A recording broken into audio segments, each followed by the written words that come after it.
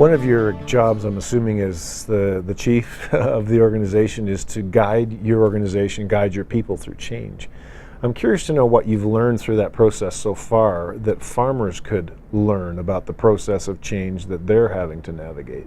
You know, change is, whether you go through this personally or as an organization, is always a challenge, because by human nature is to default in what we like and what we're comfortable with. And change is a mindset. You know, I'd rather see change and that's what I'm trying to encourage in our organization, that part of the culture, and change is being ready to embrace any opportunity when you think that makes sense for what you're trying to achieve. And giving the chance for people to consider that as an opportunity, I think, is paramount. And if you think about farmers, there's a say I usually like, a quote I like, that says, you know, the future belongs to those who seize opportunity before they become obvious to everybody else. And I think change is that ability to see those opportunities and to drive whether it's your farming operation or your organization, towards that opportunity that you see out there, and having the ability to move on in that direction.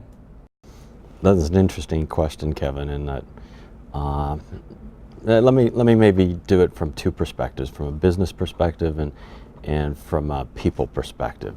So from a business perspective, what I talked about was our business is really focused on long-term investments, and I think farmers are focused on long-term investments too. So we really do a lot of long-term planning.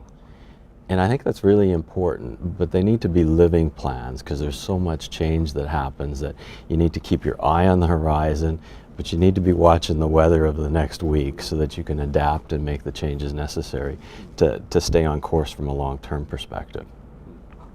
From a people side, probably even more importantly, you know, making sure that you have the right people, the right succession planning to achieve your business plan.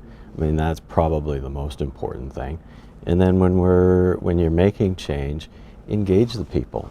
Help them make sure that they understand the why and where you're going and what the purpose is of your organization. And I think that applies for farmers as much as it does for larger businesses. Well, I would say when you're entering an era of change, or you're changing your business, combining businesses, the first thing I would recommend is surround yourself with good people you can trust.